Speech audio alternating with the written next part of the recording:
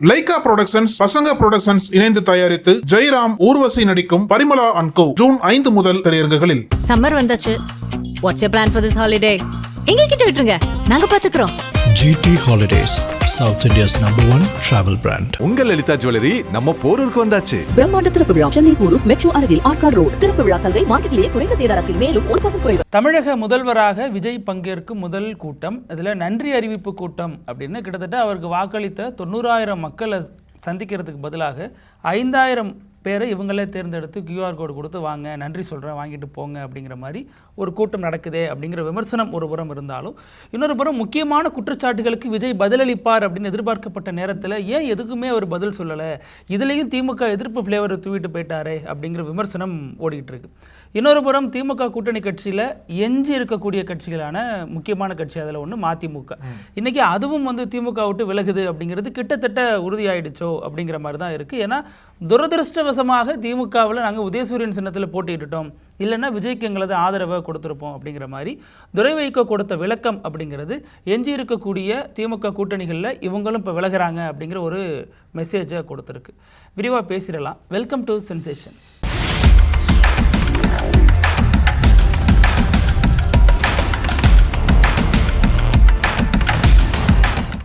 வணக்கம் பிருத்திவி. வணக்கம் அழகு.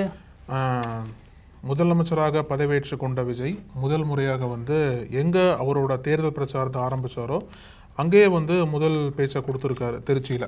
அதாவது திருச்சி கிழக்கில் ஒரு போட்டி போட்டு ஆரம்பிச்சாரோ அதே வேன்ல. ஆமாம், அதே வேனில் மேலே நின்று அது ஆக்சுவலாக பார்க்குறதுக்கு ஒரு கட்சி தேர்தல் பிரச்சாரம் மாதிரி தான் தெரிஞ்சது. ஏன்னா இன்னுமே அவருக்கு வேணா அந்த வேன்ல ஏறுறதுங்கிறது ஈஸியாக இருக்கலாம். அதில் பேசின கூப்பா கிருஷ்ணன் பார்த்தீங்களா, ஏறுறப்ப தடுமாறிட்டாரு, கஷ்டப்படுறாரு. அப்புறம் இன்னொரு முன்னாள் அமைச்சரும் ஏறுறப்ப ரொம்ப சிரமப்பட்டார். இது மாதிரி நிறைய நடக்குது. ஆனால் இப்போ நாளைக்கு கூட்டணிகள் மாதிரி இப்போ IUML தலைவர் வராருன்னு வச்சுங்களேன், அவர் எப்படி இந்த மேடையில் ஏற முடியும், இந்த வேனில் ஏற முடியும்? என்ன ஒரு கேள்வி இருக்கு அப்படின்னா, விஜய்க்கும் இந்த வேனுக்கும் எமோஷனல் கனெக்ட் இருக்கலாம். ஆனால் முதல்வரானதுக்கு அப்புறம் ஒரு மைதானத்தில் கூட்டம் நடத்துகிறாங்க அப்படின்னா ஒரு பெரிய மேடையை போட்டு அங்கே எல்லா தலைவரும் உட்கார வச்சு பேசுகிறதா இது வரைக்கும் பார்த்துருக்கோம். ஆனால் தொடர்ந்து விஜய் என்ன காரணத்திற்காக அந்த வண்டியை பயன்படுத்துறது தெரியல, சென்டிமெண்ட்டாக இருக்கும். ஆனால் இன்னும் வரக்கூடிய நாட்களில் அந்த காட்சிகள்லாம் மாறணும், இன்னும் அதிகமான மக்களை சந்திக்க வேண்டிய தேவை எழுந்திருக்குன்னா பார்க்குறோம் இல்லையா. நம்ம இன்னைக்கு திருச்சியில் சென்ட் ஜோசப்ஸ் காலேஜில் அந்த மைதானத்தில் பேசுகிறாரு. அங்கேயும் திமுக எதிர்ப்பை இன்னும் கூர்மைப்படுத்தியிருக்காரு. சொல்லப்போனால் திமுகவை இன்னும் அதிகமாக திட்ட ஆரம்பிச்சிருக்கார் விஜய். குறிப்பாக அந்த போதை புழக்கங்கள்லாம் சொல்லும்போது உங்கள் ஆட்சியில் இருந்து அப்பயே இருந்தது, நீங்கள் ஏன் தடுக்கலன்னு சொல்லிட்டு மீண்டும் திமுகவை நோக்கி ஒரு கேள்வி வைக்கிறார். அது மட்டும் இல்லாமல் தாவேக்காவோட அரசியல் அஜெண்டாவை இன்னைக்கு விஜய் ரொம்ப தீவிரமாக செட் பண்ணியிருக்காரு. என்ன அஜெண்டா அப்படின்னா, திமுகவும் அதிமுகவும் ஒன்று சேர்ந்து என்ன ஆட்சி அமைக்க விடாம தடுத்தாங்க அப்படின்ற ஒரு இது பாஜக அதிமுக கூட்டணி ஆட்சியை தொடர்கிறேன். ஆனா இந்த திமுக அதிமுக சேர்ந்து இந்த மாதிரி என்ன தடுத்தது அப்படின்ற ஒரு அஜெண்டா விஜய் இன்னும் வரக்கூடிய நாட்களில் அவர் இன்னும் தீவிரமாக பேசினான்னு வச்சுக்கோங்களேன். 2029 வரைக்கும் இந்த ஒரு பேச்சை தாவேக்காவால் இன்னும் விரிவாக பேச முடியும்னு தான் சொல்கிறாங்க. ஏன்னா விஜய் என்ன சொல்கிறாரு அப்படின்னா, இந்த விஜயா இல்லை விஜய் ஆட்சி அமைக்கக்கூடாது அப்படின்னு தடுத்த ஸ்டாலினா, இதுதான் தமிழ்நாடு அரசியல் தீர்மானிக்க போகுதுன்னு சொல்லிட்டு மீண்டும் அந்த திமுகவா தாவேக்காவா அதை தான் மீண்டும் ஹைலைட் பண்ணி சொல்கிறார். அதில் என்ன சொல்கிறாரு அப்படின்னா, இந்த நடுவில் இந்த அல்லு சில்லுலாம் யாருமே போட்டியில் கிடையாதுன்ற மாதிரியும், அதிமுக போன்ற கட்சிகளை இன்னும் லெஃப்ட் ஹேண்ட் டீல் போட்டு போனால் அதிமுக கட்சியை அவங்க இருந்துட்டு இருக்காங்க, பெருசாக அங்கே இன்னும் ஆட்களே கிடையாது. ஒவ்வொருத்தராக ஒரு டைமில் அதிமுக தொடர்ந்து வீழ்ச்சி பாதை நோக்கி தான் போயிட்டு இருக்கு. அதனால அதிமுகவை லெஃப்ட் ஹேண்ட் டீல் பண்ணுற மாதிரி தான் விஜய் தொடர்ந்து செயல்பட்டு இருக்காரு. அதுவும் அவரோட அந்த ஓவர் கான்ஃபிடன்ஸ் வெளிப்படுதோ அப்படின்ற மாதிரி கூட சொல்லலாம் நம்ம. ஏன்னா அவர் யூஸ் பண்ணுற டோன் ஆகட்டும், சொல்கிற கருத்துக்களாகட்டும், இது வரைக்கும் ஒரு 2 வாரத்தில் நாங்கள் என்னென்ன பண்ணோம், என்னென்ன குற்றச்சாட்டுகள் வந்தது அதெல்லாம் சொல்லுவார்னு பார்த்தா மீண்டும் ஒரு அரசியல் பிரச்சாரம் மாதிரியே விஜய் இன்னைக்கு பண்ணியிருக்காருன்றதுதான் அங்கே ஒரு பொதுவான கருத்தாக இருக்கு. அதிமுக, பாமக, தேமுதிக, பாஜக இது எல்லாமே ஒரு கல்லு சில்லாதான் தெரியுதா? அவங்க எல்லாம் ஒரு மக்களை ரெப்ரசன்ட் பண்ணி இருக்கக்கூடிய கட்சிகளாக இருக்காங்க. அவங்களுக்கு ஒரு வாக்கு வங்கி இருக்கு, அவங்களுக்கு சில MLAக்கள் இருக்காங்க. அப்படின்னா அவங்க வைக்கக்கூடிய குற்றச்சாட்டுகளுக்கு ஒரு பதில் சொல்லணும்ல. உங்களுக்கு அவங்க வேணா அல்லு சில்லுகளா தெரியலாம், அவங்க ஒரு மக்களை ரெப்ரசென்ட் பண்றாங்க, அவங்க ஒரு குற்றச்சாட்டை முன்வைக்கிறாங்க. அதை தாண்டி இந்த பேச்சிலையும் வழக்கம் போல விஜய் பாஜகவை பத்தி பேசவே இல்லை. திமுக தான் ஜெயிச்சிட்டீங்க, திமுகவை தோக்கடிச்சிட்டீங்க, இப்ப பாஜக உங்களுக்கு கொடுக்குறதுல பிரஷர். இப்போ ஆளுநர் வந்து சம்பந்தமே இல்லாம வள்ளுவருக்கு காவி சாயம் போட்டு பர்த்டேன்னு ஒன்று கொண்டாடுறாரு. தமிழக அரசு அதிகாரப்பூர்வமா கொண்டாடுறது ஜனவரி மாசத்துல வரக்கூடிய திருவள்ளுவர் விழா இருக்கு. அப்ப இது ஏன் அவர் கொண்டாடுறாருன்னு ஒரு விமர்சனத்தை அவங்க வைக்கல. இது வரைக்கும் விஜயும் வெளிப்படையாக அறிக்கையும் விடல, ட்விட்டருக்கும் போல அல்லது பொதுவெளியில இந்த அறிக்கையை வைக்கல. சரி, அதுதான் வைக்கலையே. இப்ப தமிழ்தாய் வாழ்த்து அது குறித்த விமர்சனம் இருக்குமான்னு பார்த்தா அதுவுமே இல்லை. அப்ப அதற்கு பதிலாக நாங்க இங்க தமிழ்தாய் வாழ்த்து பாடுறோம் அப்படிங்கிறாங்க. இது என்ன அரசு விழாவா? நன்றி அறிவிப்பு கூட்டம் தானே. அரசு விழாவில் அதை செய்யுங்கன்னா அதை செய்ய மாட்டேங்கிறாங்க. அது குறித்து பாஜக மீதான விமர்சனமும் வைக்கல. சரி, நம்ம தமிழ்நாட்டோட முதலமைச்சர், நமக்கு முதலமைச்சர், எல்லோருக்குமான முதலமைச்சர், அவர் அமித்ஷாவை சந்திக்க நேரம் கேட்டிருந்தாரு, அவர் ஏன் சந்திக்கல, அது குறித்து விளக்கம் கொடுப்பாரா அப்படின்னு பார்த்தோம். அந்த விளக்கமும் இல்லை. சரிங்க, இதெல்லாம் அரசியல் ரீதியான விமர்சனங்கள் விடுங்க. இப்ப ஜனநாயகன் படம் வெளியாகாம போனதுக்கு யார் காரணம் அப்படின்னு தேர்தலுக்கு முன்னாடி ஆதவ அர்ஜுனா அமைச்சர் சொன்னார் அப்படின்னா 2 பேரை சொன்னார். ஒன்னு உதயநிதி ஸ்டாலின், இன்னொன்னு எல்முருகன். இந்த 2 பேரும் தான் ஜனநாயகன் படத்தை லீக் பண்ணது, இவங்க தான் பிரச்சனைக்குரிய நபர்கள் அப்படின்னு ஒரு அட்ரஸ் பண்ணார். இப்ப ஆட்சி பொறுப்பேற்று 1 மாசம் ஆக போது. அவங்க மீது என்ன நடவடிக்கை எடுத்தாங்க? இந்த 2 பேர் தான் காரணம் நீங்க தான் சொன்னீங்க. அப்ப 2 பேர் மீது என்ன நடவடிக்கை இருக்கு, அதற்கான ஆதாரங்கள் என்ன இருக்கு? முதல் விஷயம். இன்னொன்னு, இங்க திருச்சியில இருந்து பக்கம் தான் கரூர். அந்த இப்ப விஜய் முதல்வர் விஜய் வந்து அவருடைய சக நடிகராக இருந்து சக போட்டியாளராக இருந்து அஜித்குமாரனுடைய தாயாருக்கு அவர் மறைவை ஒட்டி அஞ்சலி பண்ணாரு. நேரிலே போய் அஞ்சலி செலுத்தினாரு. அதுல அவங்க கூட நடிகை போனதெல்லாம் சர்ச்சையானுச்சுன்னு வச்சுங்களேன். இப்ப நம்ம அது வந்து ஒரு நல்ல விஷயம். அவர் வந்து போயிட்டு அஞ்சலி செலுத்துறாரு. முதல்வராக இருந்தாலும் நட்பை மறக்காமல் போய் அஞ்சலி செலுத்துறது பாராட்டத்தக்க ஒரு விஷயம். ஆனா அதே முதல்வர் ஏன் சூலூருக்கு போக முடியல? சூலூர்ல ஒரு சிறுமி, பச்சிளம் குழந்தை கொடூரமாக கொல்லப்பட்டு அவர் வந்து முகம் சிதைக்கப்பட்ட நிலையில சடலத்தை கண்டெடுத்தாங்க. அந்த வீட்டுக்கு போயிட்டு ஏன் ஆறுதல் சொல்ல மறந்தாரு, அந்த குடும்பத்தை ஏன் சந்திக்க மறுத்தாரு அப்படிங்கிறது ஒரு கேள்வி. பக்கத்துல இருக்கிற கரூர் 41 பேர் குடும்பங்கள் இவரை பார்க்க வந்து நசுங்கி செத்தாங்க. அவங்களுக்கு யார் காரணம் சொன்னாங்க? இந்த சம்பவம் எல்லாம் நடந்தது திமுக தான், பின்னாடி இருந்து இயக்குனது செந்தில் பாலாஜி தான், பாட்டுக்கு 10 ரூபா பாட்டு பாடினப்பதான் இந்த சம்பவங்கள்லாம் நடந்துச்சு, ஆம்புலன்ஸ் எல்லாம் திமுக உள்ள விட்டுச்சு, அவங்கள்ட்ட ஏகப்பட்ட ஃபுட்டேஜ் எல்லாம் இருந்துச்சு. இப்ப அப்ப இவ்வளவு சம்பவங்கள் நடந்தப்ப, ஆட்சி பொறுப்பேற்று இத்தனை நாட்கள் ஆயிருக்கிறப்ப அதன் மீது ஒரு சின்ன நடவடிக்கை கூட எடுக்காம இருக்கிறது ஏன்? சிபிஐல வழக்கு இருந்தாலும் நீங்க குற்றவாளிகளை ப்ரூவ் பண்ணலாமே, மக்கள் மத்தியில நீங்க யாருன்னு காட்டலாமே. அப்போ அதையும் வந்து ஏன் உங்களை தவிர்க்குது? எது உங்களை தவிர்க்க வைக்குது அப்படின்னு பார்க்கணும். சரி, இதெல்லாம் சட்டப்படி இருக்கு. ஆனா கரூருக்கு போய் பாதிக்கப்பட்ட மக்களுக்கு ஆறுதல் சொல்லலாம்ல. உங்ககிட்ட அழைச்சிட்டு வந்து ஆறுதல் சொன்னீங்க. சரி, இப்போ திருச்சிக்கு வந்திருக்கீங்க. நான் ஜெயிச்சா தெரு தெருவா வருவேன், வீதி வீதியா வருவேன், கிராமம் கிராமமா நடப்பேன், வருவேன், ஆறுதல் சொல்லுவேன், சந்திப்பேன் அப்படின்னு சொன்ன விஜய் இப்போ வந்து ஏன் அங்க இருக்கிற கரூருக்கு கூட போக மாட்டேங்கிறாரு அப்படிங்கிற கேள்வி வரத்தானே செய்யும். இதுல நிறைய விஷயங்கள் இருக்கு அழகு. இதுல வந்து இப்ப குர்பானி தடை இப்ப கூட என்ன சொல்றாரு, மதச்சார்பற்ற சக்தியாக நாங்க இயங்குவோம் அப்படிங்கிறாரு. ஆனா ஆடு மாடு பொதுவெளியில வெட்டுறது தடை அப்படின்னு பக்ரீத்துக்கு முதல் நாள் நீதிமன்றம் ஒரு தீர்ப்பு சொல்லுது. அந்த நீதிமன்ற தீர்ப்புக்கு எதிராக வருது பேசக்கூடாது அப்படின்னாலும் அதை இந்த தாவேக்கா எப்படி பாக்குது, இந்த அரசு எப்படி பாக்குது? இந்த குர்பானி தடை இஸ்லாமியர் பக்கம் நிக்கிறாங்களா அல்லது நீதிமன்ற தீர்ப்பின் பக்கம் நிக்கிறாங்களா? எதுவுமே சொல்லாம கடந்து போயிட்டு கடைசி எல்லா கணக்கையும் திமுக மேல எழுதுறதுங்கிறது தேர்தலுக்கு முன்னாடி வரைக்கும் சரி. இப்போ பாஜகவை இவங்க எதிர்க்கணுமா இல்லையா? பல விஷயங்கள்ல பாஜக எதிர்ப்பே இல்லாம போச்சு. வள்ளுவருக்கு காவி சாயம் பூசுறது யாரோ ஒருத்தர் பூசல, ஆளுநரே பூசுறாரு. அதை விஜய் ஏற்கிறாரா அப்படிங்கிற ஒரு கேள்வி இருக்கு. அதுக்கப்புறம் திருப்பரங்குன்றம் ஃபைல்ஸ்ங்கிற அந்த படம் டாக்குமெண்ட்ரி நம்மளே வந்து பேட்டிலாம் எடுத்திருக்கோம். அது புதுக்கோட்டையில விஜயனுடைய போலீஸ் அரசு தடை செய்யுது. விஜய் தான் சொல்றாரு, எஃபிஷியன்டான போலீஸை நாங்க போட்டிருக்கோம், இங்க இருக்கிற எல்லாருமே எஃபிஷியன்டான அதிகாரிகள் அப்படிங்கிறாரு. அப்ப அந்த அதிகாரிகள் தடை செய்யறதை தாவேக அரசு வேடிக்கை பார்க்குதா? அதை விட இன்னொரு முக்கியமான விஷயம், அதாவது இப்ப தூத்துக்குடி ஆறுமுகநேரியில் உள்ள ஸ்டேஷன்ல சிங்கப்பெண் படையில் இருக்கக்கூடிய பெண் போலீஸ் அதிகாரிக்கு பாலியல் தொந்தரவு கொடுக்கப்பட்டிருக்கு அப்படின்னு நயினார் நாகேந்திரன் பகிரங்க குற்றச்சாட்டை முன்வைக்கிறார். அப்ப அந்த குற்றச்சாட்டுக்கு தாவேக அரசனுடைய பதில் என்ன? இப்படி எதற்குமே பதில் சொல்ல. இந்த கடந்த 20-30 நாட்களாக மின்வெட்டு பிரச்சனைங்கிறது ஒரு பெரிய பிரச்சனையா இருக்கு, அதுக்கு பதில் சொல்ல. பாட்டிலுக்கு 10 ரூபா அப்படின்னு விஜய் பாடினதுக்கு அப்புறம் தான் அந்த பிரச்சனை பேசு பொருளானுச்சு. இன்னைக்கு கூட விஜய் டாஸ்மாக்ல பெரிய அளவுல ஊழல் பண்ணீங்களே அப்படின்லாம் சொல்றாரு. அப்ப இது வரைக்கும் 10 ரூபாங்கிறது 20 ரூபாய் மாறிடுச்சு. இந்த 20-30 நாட்களாக இந்த ஊழல் பணம் எங்க போகுது, யார் பாக்கெட்ல போய் சேருது அப்படிங்கறதையும் பார்க்க வேண்டியதா இருக்கு. பெண் கார் ஏற்றி கொடூரமான முறையில் கொலை செய்யப்பட்டாங்க. திமுக கட்சி கொடி கட்டின கார் அது.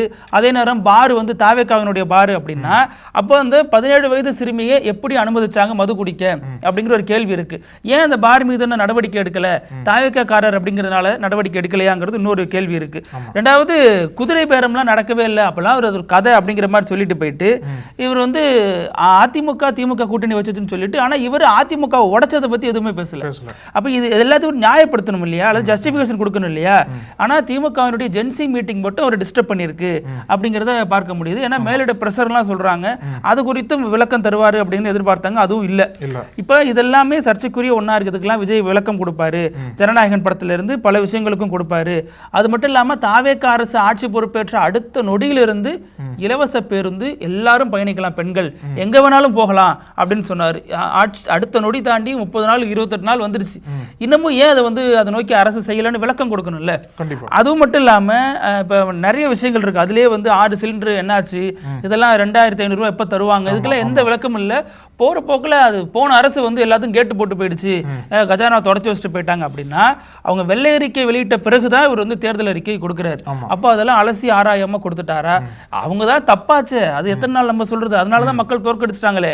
இப்ப நீங்க வந்திருக்கீங்கன்னா நீங்க என்ன செய்வீங்க? இன்னமும் பழைய பஞ்சாங்கத்தை பாடுறதுங்கிறது உங்க ரசிகர்களை திருப்திப்படுத்தலாம். இப்ப களம் இன்னும் விரிவடைஞ்சிடுச்சு, ரசிகர்களை தாண்டி மக்களும் விஜய கவனிக்க ஆரம்பிச்சிட்டாங்க. அப்படிங்கிறப்ப இது எப்படி ஜஸ்டிபிகேஷன் கொடுக்க போறாங்க? அதுதான் பாக்குறதுக்கு என்ன மாதிரி தெரிஞ்சது அப்படின்னா அது தேர்தல் பிரச்சாரமா அப்படிதான் தெரிஞ்சதுன்னு நினைக்கிறேன். ஏன்னா நீங்க சொன்னது போல பல முக்கியமான வாக்குறுதிகள், பல முக்கியமான அறிவிப்புகளை விஜய் இன்னைக்கு தெரிவிப்பாருன்னா நன்றி தெரிவிக்கும் கூட்டம் அப்படின்றதுல மக்களுக்கு நன்றி மட்டும் சொல்லாம வாக்களித்த மக்களுக்கு இவர் எப்படி நன்றி செலுத்துவார்னு சொல்லும்போது இவர் கொடுத்த வாக்குறுதிகளை நிறைவேற்றும் விதமா திட்டங்கள் அறிவிப்பாருன்னு சொல்லிட்டு தான் எதிர்பார்க்கப்பட்டது. ஆனா அது அரசு நிகழ்ச்சி, கட்சி நிகழ்ச்சி அப்படின்ற விவாதத்துக்குள்ள நம்ம போக வேண்டாம். ஆனா அந்த எதிர்பார்ப்புகள்லாம் மக்கள் மத்தியில இன்னைக்கு தமிழ்நாடு மக்கள் மத்தியில முழுசாவே எழுந்திருக்காங்க. அது கட்சி நிகழ்வு கிடையாது. ஒரு முதல்வர் வராரு, மக்களை சந்திக்கக்கூடிய நிகழ்வாக தான் அந்த திட்டமிடப்பட்டிருக்கு. அங்க இந்த மாதிரி பல எதிர்பார்ப்புகள் மத்தியில பல வாக்குறுதிகளை எப்படி கொடுக்க போறோம், என்னன்னைக்கெல்லாம் வரப்போகுது அப்படின்ற மாதிரி பல அறிவிப்புகளும் எதிர்பார்க்கப்பட்டது.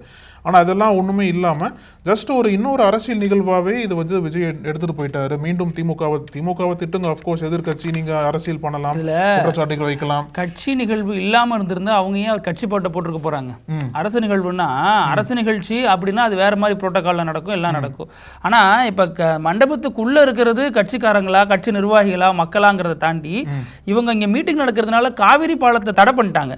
அப்ப மக்கள் எல்லாம் சுத்தி போய் தான் பஸ் ஏற வேண்டிய நிலைமையே இருந்துச்சு. அப்ப எதற்குமே பதில் கிடையாது. முழுக்க முழுக்க திமுகவை மட்டுமே விமர்சிப்போம். ஏன்னா அது கடந்த காலத்துல கை கொடுத்த ஒரு ஸ்ட்ராட்டஜியா இருக்குங்கிற அடிப்படையில தாவேக அரசு அதை நோக்கி நகர்கிறதோங்கிற ஒரு அச்சம் ஏற்படுது. இதுல இப்ப வள்ளுவருக்கு காவி சாயம் விஜய் தான் பதில் சொல்ல அமைச்சர் ஸ்ரீநாத் கிட்ட கேக்குறாங்க. இப்போ அதை பத்தி பேச வேணாம், அப்புறமா அதை பத்தி பேசலாங்கிறாரு. அது எப்போ பேசுவாங்கன்னு தான் தமிழ்நாடே காத்திருக்கு. என்னன்னா வள்ளுவருக்கு எவ்வளவுக்கு எவ்வளவு காவி சாயம் பாஜக பூசுறாங்களோ அவ்வளவுக்குள்ள தமிழ்நாட்டில் தோல்விதான் கிடைக்கும் உங்களுக்கு. ஏன்னா தோத்துட்டாங்க. இவங்க நிலைப்பாடு என்ன? தாவேக நிலைப்பாடு முக்கியமான கொஸ்டின். அது இவங்க நிலைப்பாடு விளக்கணும். இவங்க விஜய் என்ன சொல்றாரு அப்படின்னா இது சமூக நீதி அரசாங்கமா இருக்கும்னு சொல்றாரு.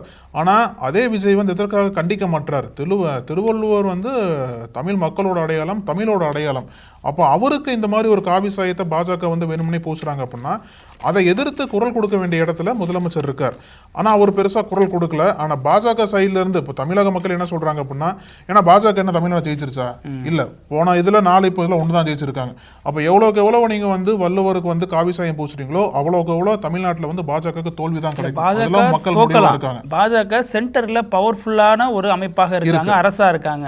அவங்க தமிழக அரசுக்கு கொடுக்கக்கூடிய நெருக்கடிகளை இந்த அரசு அம்பலப்படுத்தணும்ல, அதை ஏன் தயங்குது? இன்னமும் தோத்து போன திமுகவை ஏன் தாக்குது? ஆளுநர் நெருக்கடி என்பது திமுகவில் வந்துச்சா பாஜகவில் வந்துச்சா? நீங்க எதுக்கு காங்கிரஸ் ஒரு ஆதரவு கேட்டீங்கன்னு சொல்லுங்க. ஆளுநர் தடை பண்ணார் கூப்பிடாம உங்களுக்கு. அதுல டெக்னிக்கல் கிச்சு நிறைய இருக்கு. ஆனா அந்த தடை என்பது யாரால ஃபர்ஸ்ட் வந்திருக்கு அப்படின்னா சதி பண்ணதே பாஜகன்னு சொல்லிட்டு தான் பல பேர் குற்றச்சாட்டு வச்சாங்க. அப்போ உங்களை ஆட்சி அமைக்க விடாம 5 நாட்கள் 6 நாட்கள் அலைய விட்டு என்பது பாஜக பின்னாடி தான் இருக்குன்ற மாதிரி பல பேர் சொன்னாங்க. அப்ப இன்னும் பாஜக அரசா பெருசா விஜயம் கண்டிக்காம இருக்காருன்னு தான் புரியல. இன்னும் இல்ல, இப்ப சிங்கப்பெண் அதிரடிப்படை அடுத்த வாரம் தொடங்கும் அப்படின்லாம் விஜய் சொல்றாரு. முதல்ல ஏன் தள்ளி போனுச்சு அதுக்கு விளக்கம் கொடுத்தாரா? இப்ப அன்னைக்கு ஒரு நண்பர் வீட்டு கிரக பிரவேசம் அப்படின்னு செய்திகள்லாம் நம்ம பார்த்தோம். ஏன்னா அன்னைக்கு அங்கதான் போனாரு. அப்ப அதுதான் காரணமா? இல்ல நான் மக்கள் பணிக்காக அதை தள்ளி வச்சேன் அப்படின்னு ஏதாவது முதல்வர் சொன்னாரா? ஏன் அதை முதல்வர் சொல்ல மறுக்கிறாரு? எந்த விளக்கமும் இது வரைக்கான இந்த சர்ச்சைகள் பல குற்றச்சாட்டுகளுக்கு எதுவுமே வெளிப்படையான விளக்கத்தை முதல்வர் தரல. அப்படிங்கிறது பெரிய ஏமாற்றமா தான் இருக்கு. செய்தியாளர் சந்திப்பு தொடர்ந்து தவிர்த்துட்டு தான் வர. இன்னொன்னு நீங்க செய்தியாளர் சொன்னதுக்கு அப்புறம் என்னன்னா இன்னொரு விமர்சனம் என்ன அப்படின்னா, அங்க ரிப்போர்ட்டர்ஸ் இந்த வாட்டி பெருசா முன்னாடி அலோவ் பண்ணல. இன்ஃபேக்ட் ஃபர்ஸ்டே நியூஸ் கவர் பண்றதுக்கு தடை பண்ணியிருந்தாங்க போல. அப்புறம் பல நிறுவனங்கள்லாம் அதுல எதிர்த்து பேசி பல விமர்சனங்கள் முன் வச்சதுக்கு அப்புறம் தான் செய்தியாளர்களுக்கு தனி இடம் கொடுத்துருக்காங்க. அந்த இடம் எங்க இருக்கு அப்படின்னா அந்த மைதானத்துல இருந்து ரொம்ப தள்ளி ஒரு சின்ன ஒரு டென்ட் மாதிரி போட்டு கொடுத்துருக்காங்க போல. அங்க தான் செய்தியாளர்கள் விஜய் பேசுறத டிவி மூலமா பார்த்து செய்தி சேகரிக்கிறாங்க. அங்க பெருசா கேள்வி கேட்க முடியல யாருனாலையும். அவங்க கொடுக்குற அவுட்புட்ல தான் எல்லாமே லைவ் ஆகுது. அப்ப செய்தியாளர்களை எதற்காக தாவேக அரசு இப்படி திடீர்னு ஏன் ஒடுக்குறாங்க அப்படின்ற மாதிரி பல கேள்விகள்லாம் எழுது. அதை வந்து சொல்ல வேண்டிய கடமை உங்களுக்கு இருக்கு. ஏன்னா உங்களுக்கு பல கேள்விகள் எழுதல. ஆமா. அதற்கு முதல்வர் சொன்ன பதில் என்னன்னா, இந்த மாதிரி பொதுவாவே விளக்கம் சொல்லிக்கிட்டு நசன்னு பேசுற டைப் நாம இல்ல, இது எல்லாத்துக்கும் விளக்கம் கொடுத்துட்டு நசன்னு பேசுற டைப் நாம இல்ல அப்படின்னு அதுக்கான பதில தான் சொல்றாரு. திமுக தொடர்ந்து திட்டிகிட்டே இருக்கணும், நம்ம வந்து தொடர்ந்து பண்ணிட்டே இருப்போம். களத்துல அது எடுபட்டுருக்குல்ல, திமுக திட்டினதுனாலதான், திமுக ஒரே எதிரியா ஷார்பன் பண்ணி களத்துல வச்சு பிரச்சாரம் பண்ணதுனாலதான் இந்த வெற்றி அடைஞ்சிருக்கு, இந்த வெற்றி நமக்கு கிடைச்சிருக்கு அப்படின்னு அவங்க நம்புறாங்க இல்லையா. சோ அதனுடைய நீட்சியாகவே இப்பவும் அதான சொல்றாரு. ஒரு பக்கம் டிவிகே, இன்னொரு பக்கம் டிஎம்கே மற்றும் பலர் எல்லாம் இங்க ஆட்டத்திலே கிடையாது, அல்லு சில்லு எல்லாம் கிடையாதுங்கிறாரு. அப்ப அத்தனை பேரையும் ஒரு அல்லு சில்லாவே பாக்குறாரு. இதுல நம்ம இன்னொரு விஷயத்தையும் பார்க்கணும். மதிமுக அதனுடைய முகமாக இருக்கக்கூடிய துரை வைகோ, அதுக்கு முன்னாடி ஒரு கருத்து என்னன்னா, ரமேஷ் இருக்காருல, அமைச்சர் ரமேஷ், அவர் என்ன சொல்றாரு, எதிர்கட்சி இல்லாத ஒரு இதுவா நாங்க உருவாக்குவோம்னு சொல்றாருல, அங்கதான் வந்து ஒரு மிக முக்கியமான பாயிண்ட். அது வந்து ரொம்ப ஆபத்தான பாயிண்ட்டும் கூடாது. ஏன்னா பாஜகவோட கொள்கையே வந்து எதிர்கட்சிகள் டேமேஜ் பண்றதுதான். எத்தனை ஆண்டுகளா பார்லமெண்ட்ல வந்து எதிர்கட்சிகள் எல்லாம் பாஜக செயல்பட்டாங்க. அந்த செயல்பாடுகள் மூலம் எத்தனை சட்டங்களை வந்து அவங்க கொண்டு வந்தாங்கன்னு சொல்லிட்டு பார்த்தோம். நம்ம எல்லாமே சர்ச்சைக்குரிய சட்டங்கள் தான். அது பாஜகவோட திட்டம் இல்ல, காங்கிரஸோட திட்டம், எதிர்கட்சி இல்லாம இருக்கணுங்கிறது. கரெக்ட் தான். அதே மாதிரி தமிழ்நாட்டில் வந்து தாவேக அரசாங்கம், அந்த அமைச்சர் ரமேஷோட கருத்து தான் வந்து அதிகமாக கவனிக்கப்பட்டிருக்குன்னு சொல்லணும். ஏன்னா எதிர்கட்சிகள் இல்லைன்னு சொல்லும் போது ஏற்கனவே அசம்பிளியில் வந்து அதிமுக உடைச்சு பாதி எம்எல்ஏக்களை தாவேக பக்கம் இழுத்துக்கிட்டாங்க.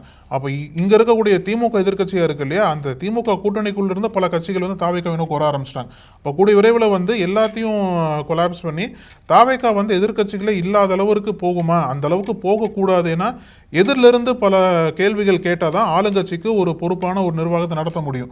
அப்போ எதிர்கட்சிகளே இல்லாத தமிழ்நாட்டை தான் தாவேக வந்து அது ஒரு கனவா வச்சிருக்கு அப்படின்ற கேள்விகள்லாம் எழுதுங்க. இல்ல இப்ப இதுல அவர் வந்து தொண்டர்களை கூட்டத்தில் உற்சாகப்படுத்துறதுக்காக பேசியிருக்கலாம். இதை தாண்டி நம்ம பார்த்தோம் அப்படின்னா, முதல்வர் என்ன சொல்றாருன்னா, நாங்க வந்து சாதி இல்லாம, மதம் இல்லாம, பணம் இல்லாம ஒரு வெற்றியை பெற்றிருக்கோம் அப்படின்னு திருச்சியில பேசுறாரு. எங்க திருச்சியில தான் அமைச்சரா இருக்காரு ரமேஷ் இருக்காரு, இந்து சமய அறநிலையத்துறை. எதனால அவருக்கு இந்த துறை கொடுக்கப்படுதுன்னா, அவர் அந்த சமூகத்தை சேர்ந்தவருங்கிற அடிப்படையில். யார் இந்த தொகுதியில் அதிகமாக இருக்கக்கூடிய மக்கள் அப்படின்னா அது பிராமண சமூகத்தை சேர்ந்தவங்களா இருக்கிறாங்க. ஸோ இதையெல்லாம் வச்சுக்கிட்டு தான் ஒரு மதச்சார்பின்மை அரசு, நாங்க வந்து மதம் சாதி பார்க்காம கொடுக்குறோம் அப்படின்னு முதல்வர் சொல்றதையும் நம்ம கவனிக்க வேண்டிய ஒண்ணா இருக்கு. இதுல கூப்பா கிருஷ்ணன் பொறுத்த வரைக்கும் திருச்சினாலே அங்க வந்து முத்தரையர் சமூக மக்களும் பெரும்பான்மையா இருப்பாங்க. சோ அவருக்கு முத்தரையர் சமூகத்தை சேர்ந்த யாருக்கு அமைச்சரவையில் இடம் தரல, கூப்பா கிருஷ்ணனுக்கு அதனாலதான் வீட்டு வசதி வாரியம் கொடுத்திருக்காங்கன்னு கூப்பா கிருஷ்ணனே சொன்னார். ஆமா, அப்போ அவர் வந்து ஜாதி பார்க்காம அந்த பதவி வாங்கல, அவர் கூற்றுப்படி சாதி பார்த்து தான் முதல்வர் அந்த பொறுப்பை அவர் கொடுத்திருக்காரு. அப்படின்னா அப்ப இது எல்லாமே நம்ம கூட்டி கழிச்சு பார்க்க வேண்டியதா இருக்கு. ஆனா இவ்வளவுலாம் தேவையில்லை, நான் திமுக விமர்சிப்பேன், மக்கள் கிட்ட அது எடுபடும், அதை நோக்கி நாங்க பயணிப்போம், வேற மத்த எல்லாத்தையும் நாங்க அழிச்சிருவோம் அப்படின்னு ஜெயலலிதா எம்ஜிஆர் பாலிடிக்ஸை விஜய் ரொம்ப திறம்பட மீண்டும் செய்கிறார் அப்படிங்கறத களத்துல பார்க்க முடியும். இப்ப மதிமுக பத்தி பேசும்போது துரை வைகோ என்ன சொல்றாரு அப்படின்னா, நாங்க துதிஷ்டவசமா திமுக சின்னத்தில் நின்னுட்டோம் அப்படின்ற மாதிரி ஓப்பனா போட்டு உடைச்சிருக்காரு. அது இதுலயே தெரியுது, ஒருவேளை எங்களோட சின்னத்துல நின்று ஜெயிச்சிருந்தோம் அப்படின்னா நாங்களும் இப்போ தாவேக பக்கம் போயிருப்போம் அப்படின்ற மாதிரி ஒரு கருத்தை பதிவிட்டு வர்றார். இன்னைக்கு கூட சிஎம் விஜய் ஏர்போர்ட்டுக்கு திருச்சி ஏர்போர்ட்டுக்கு வரும்போது போய் வரவேற்ற துரை வைகோ எம்பின்ற அடிப்படையில். அதுக்கப்புறம் கொடுத்த பேட்டிக்கு தான் கூடிய விரைவில் வந்து மதிமுக திமுக கூட்டணியிலிருந்து வெளியேற போறாங்க, வெளியேறி தாவேக பக்கம் போய் சப்போர்ட் பண்ண போற மாதிரி பல ஹிண்டெல்லாம் வெளியில தெரியுது. அதுக்கேற்ற மாதிரி தான் துரை வைகோவும் ஸ்ட்ராங்கா பேசியிருக்காருன்னு சொல்லணும். அதாவது துரை வைகோ திருச்சியில பிரச்சாரத்துல செத்தாலும் தனி சின்னத்தில் தான் நிற்பேன் அப்படின்னு சொன்னார் இல்லையா. அப்போல இருந்தே திமுக மதிமுக இடையிலான அந்த புகழ்ச்சல்ங்கிறது வர ஆரம்பிச்சு. அதுக்கப்புறம் அறிவாலயத்துல கூட்டணி தொடர்பாக பேச வந்து, எத்தனை சீட்டுகள் பேச வந்த மதிமுகவினுடைய அவைத்தலைவர் நாங்க அழுதுகிட்டே சிரிக்கிறோம் அப்படின்னு சொன்ன ஸ்டேட்மெண்ட்டுக்கு பிறகு அது இன்னும் தீவிரமா வலுவடைஞ்சிச்சு. அதற்கப்புறம் மதிமுகவினுடைய 2 எம்எல்ஏக்கள் இந்த நம்பிக்கை வாக்கெடுப்புல கூட கலந்துக்காம புறக்கணிச்சதன் பின்னணியில இதெல்லாம் இருக்கோ அப்படிங்கிற சந்தேகம் மீண்டும் இப்ப வலுத்திருக்கு. ஏன்னா துரை வைகோனுடைய ஸ்டேட்மெண்ட் ரொம்ப கோரா ரொம்ப தெளிவா சொல்றாரு, இது வந்து குதிரை பேரம் கிடையாது, தனிப்பட்ட நபர்கள் கட்சி விட்டு விலகி வராங்க, அது எப்படி குதிரை பேரத்துல சேர்ப்பீங்க அப்படின்னு பாத்தீங்கன்னா, எங்க கட்சியில 96ல இருந்து வெற்றி பெற்று 99ல போய் இணைந்த கம்பம் ராமகிருஷ்ணனா இருக்கலாம், அதிமுகல இருந்து வந்து அனிதா ராதாகிருஷ்ணனா இருக்கலாம், இவங்க எல்லாம் கடந்த காலத்துல அவங்க சின்னத்தை ராஜினாமா பண்ணிட்டு தானே வந்து உதயசூரியன் சின்னத்துல நின்னாங்க. இப்ப நிக்கிறது மட்டும் எப்படி அது குதிரை பேரமா சொல்ல முடியும்? இப்ப மாறுறத மட்டும் என்ன பொறுத்த வரைக்கும் அது வந்து குதிரை பேரம் கிடையாது அப்படிங்கிறது ரொம்ப தெளிவா சொல்றாரு. அது மட்டும் இல்லாம நாங்க வேற வழி இல்லாம 2 உதயசூரியன் சின்னத்தில் நின்னதுனால தான் நாங்க விஜய்க்கு ஆதரவு அளிக்க முடியல அப்படின்னு சொல்றாரு. இதற்கு முன்னாடியே துரை வைகோ அது மாதிரி பிரதமர் மோடி வந்த பொழுது கூட வந்து வரவேற்று இருக்காரு. அதனால மட்டுமே அது மாற்றங்கள் நடந்துருமா அப்படின்னா சில விஷயங்கள் நடந்திருக்கு. இப்ப மதிமுக பொதுச் செயலாளர் வைகோ பேசின சில விஷயங்களும் அதற்கு உதாரணமாக இருக்கு. அவரும் இதே ஸ்டேட்மெண்ட் தான் சொல்லியிருந்தாரு, கொஞ்சம் கடுமையா பேசியிருந்தாரு. இப்ப மறுபடியும் 27ஆம் தேதி முடிவு பண்ணி அறிவிக்க போறாங்க. ஆமா, அதுல தெரியும் உள்ளாட்சி இடைத்தேர்தல் எல்லாம் யாருக்கு அவங்க ஆதரவு தர போறாங்க அப்படிங்கறத பொறுத்து தெரியும். இப்பவே திமுகவினர் கொந்தளிச்சு எழுத ஆரம்பிச்சுட்டாங்க, எப்படி இவ்வளவு மோசமான துரோகத்தை அவங்க செய்யறாங்க, மீண்டும் மீண்டும் துரோகம் செய்யறாங்க அப்படின்னு. அந்த தரப்புல அதற்கு பதிலடியும் கொடுத்துட்டு இருக்காங்க. சமூக வலைதளங்கள்ல இப்ப மதிமுகவால பெரிய பிரளயமே திமுக கூட்டணியில ஏற்பட்டு இருக்கு. கடைசி கையிருப்பு நீங்களும் வெளியேறுவீங்களா அப்படிங்கிற மாதிரியான ஆதங்கமும் வெளிப்படுது. இன்னொரு தரப்புல பிரேமலதா விஜயகாந்த் இவங்க எல்லாம் எப்போ வாய்ப்பு கிடைச்சாலும் போயிடுவாங்க அப்படின்னு சொல்லப்பட்ட நேரத்துல அவங்க ரொம்ப உறுதியா நேத்தி கூட சொல்றாங்க, நான் நினைச்சிருந்தேன்னா முதல்வர் விஜயே எங்க வீட்டுல வந்து எனக்கு துணை முதல்வர் பதவி கொடுத்திருப்பாரு, சோஃபாவுக்கு ஆசைப்படாதவங்க நாங்க. அது மட்டும் இல்லாம ஹம்சாங்கிற கேரக்டர் வச்சு அவங்களை ட்ரோல் பண்ணாங்க இல்லையா, துரந்தர் 2ல இருக்கிற மாதிரி ஒரு ட்ரோல் பண்ணாங்க. சோ அதுக்கும் பதிலடி கொடுத்தாங்க. யார் உண்மையான துரந்தர் 2ங்கிறது நாளுக்கு நாள் தெரியும். அமைச்சர் ஆதவோட விமர்சனத்துக்கும் கடுமையான பதிலடி கொடுத்துட்டு நாங்க வந்து திமுகவோட தான் தொடருவோம், கூட்டணி விசுவாசம்ங்கிற அடிப்படையில நாங்க திமுக கூட்டணி தான் தொடர போகிறோம் அப்படின்னு நேற்று அவங்க சொன்னதும் இன்னைக்கு மதிமுக துரை வைகோ சொல்றதும் ரெண்டும் ஒப்பிடப்பட்டு சமூக வலைதளங்கள்ல வைரல் ஆயிட்டு இருக்கு. இப்போ நம்ம வீடியோவோட இறுதி பகுதி இப்படி எல்லாம் நடக்கும்ன்ற இதுக்கு வந்திருக்கோம். அதாவது இது எங்கே நடந்துச்சுன்னு தெரியல, ஆனால் கேட்குறது கொஞ்சம் சுவாரஸ்யமாக இருக்குது. அதாவது இப்போல்லாம் ப்ரொஃபஷனல்ஸ் இருக்காங்க இல்லையா, அவங்களுடைய தேர்வு என்னவா இருக்குது, ஒன்று ஒர்க் லைஃப் பேலன்ஸா இல்லை வந்து அதிக சம்பளமா அப்படின்னா இப்போ 2 பக்கமும் ஈக்குவலாக நிற்கிறாங்க. அதிக சம்பளம் கொடுத்தீங்க அப்படின்னா ஓகே, நான் வந்து முன்னாடிலாம் சொல்லுவாங்கள்ல, நான் 7 நாள் ஒர்க் பண்ண தயாராக இருக்குன்னு சொல்லுவாங்கள்ல, அந்த மாதிரி யாரும் முடிவு எடுக்கிறது இல்லை. அப்போ அதுக்கு உதாரணம் என்ன நடந்திருக்கு அப்படின்னா, ஒரு ஐடி கம்பெனியில் ஒரு ஊழியருக்கு ஒரு வருடத்திற்கு 72 லட்சம் சம்பளம் கொடுத்துருக்காங்க. ஒரு வருடத்திற்கு 72 லட்சம். ஆமாம், அது என்ன சொல்கிறாங்க அப்படின்னா, ஆனால் இருந்தாலுமே டேர்ம்ஸ் எப்படி இருந்திருக்குன்னா, அவர் வந்து 5 நாளுமே ஆஃபீஸ் வரணும், பெருசா வந்து லீவ் பாலிசி பெருசா கிடையாது. 5 நாள் தாங்க ஆபீஸ் வரணும், 5 நாளுமே ஆபீஸ் வரணும். அதுதான் ஐடியில் சொல்லணும் அப்படின்னா 5 நாள் ஆபீஸ் வரணும். ரெண்டாவது லீவ் பாலிசி பெருசா கிடையாது. அப்புறம் வந்து அந்த ரீலொகேஷன் பண்ணுவாங்கல்ல, இன்னொரு இடத்துக்கு ஒர்க் பண்றது, அதெல்லாமே வந்து சப்போர்ட் பெருசா அந்த நிறுவனம் கொடுக்கல போல் இருக்கு. ஆனாலும் சம்பளம் அதிகமாக தந்திருக்காங்க, வருஷத்துக்கு 72 லட்சம். ஆனால் இவர் என்ன பண்ணியிருக்காரு அப்படின்னா, எனக்கு அந்த சம்பளம்லாம் தேவை கிடையாது, எனக்கு பீஸ்ஃபுல்லாக ஒர்க் லைஃப் பேலன்ஸ் இருக்கணும், 5 நாளில் ஆஃபீஸ் என்னால் வர முடியாது. ரெண்டாவது லீவ் பாலிசி பெருசாக கொடுக்க மாட்டீங்க, அது மட்டும் இல்லாமல் ரீலொகேஷனும் சப்போர்ட் பண்ண மாட்டீங்க. அதனால அந்த ஆஃபர், அதாவது ஒரு ஹெஃப்டியான ஒரு சேலரியை வந்து இந்த ஒரு ப்ரொஃபஷனல் அதை நிராகரித்து, எனக்கு பணம் சம்பளம் முக்கியம் கிடையாது, என்னோடய வாழ்க்கை தான் முக்கியம்னா இந்த சம்பளத்தை வாங்கிட்டேன் அப்படின்னா ரொம்ப அதிகமாக ஸ்ட்ரெஸ் ஆயிரும் உனக்கு, அதனால் ஒர்க் லைஃப் பேலன்ஸை மெயின்டைன் பண்ண முடியாதுன்னு சொல்லிட்டு அந்த ஒரு ஆஃபரை ரிஜெக்ட் பண்ணி அவரோட முடிவு எடுத்து, அவர் என்னென்னா அந்த முடிவு எடுத்ததுக்கு வருத்தமே படலையா அவர். ஸோ அது ட்விட்டரில் ஃபுல்லாக வைரலாக போயிட்டு இருக்கு. வருத்தப்பட மாட்டார், எப்படி இப்போ வருத்தப்படுவார், இன்னொரு 4 வருஷம் கழிச்சு வருத்தப்படும். இல்லை, அதுக்கு வருத்தமே இல்லையா. ஒரு பர்சன் கூட யாரும் ஃப்ரெண்ட்ஸ் எல்லாம் சொல்லியிருக்காங்க போல, இதெல்லாம் விட்றாத, இவ்வளோ பெரிய சம்பளம் வந்து கிடைக்காதுன்னு சொல்லிட்டு. கவலையே இல்லை எனக்கெல்லாம், நான் ஒர்க் லைஃப் பேலன்ஸ் தான் முக்கியம்னு சொல்லிட்டு அதில் ஸ்ட்ராங்காக இருக்காரு போல் இருக்கு. அதனால இந்த ஒரு சுவாரஸ்யமான செய்தி இப்போ ட்விட்டரில் அதிகமாக பகிரப்படுதுக்கும். அவர் வாழ்க்கையை விட்டுட்டு வேற வாழ்க்கை போகிறது உங்களுக்கு சுவாரஸ்யமாக இருக்கு. இல்லைங்க, முடிவு அது போல்டாக முடிவு எடுக்கிறாங்க, அதனால சொல்கிறேன் நான். ஆமாம், பேசுவோம் இதே மாதிரி நாளைக்கும் பல செய்திகளோட சந்திக்கலாம். நன்றி, அழகு. தொடர்ந்து பேசலாம் பற்றி. நன்றி.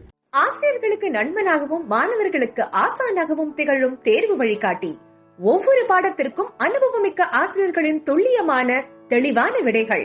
CNC இருக்கு, தேர்வு பயம் எதற்கு? இது தீரன் பப்ளிஷிங் ஹவுஸ் விற்பனை வெளியீடு.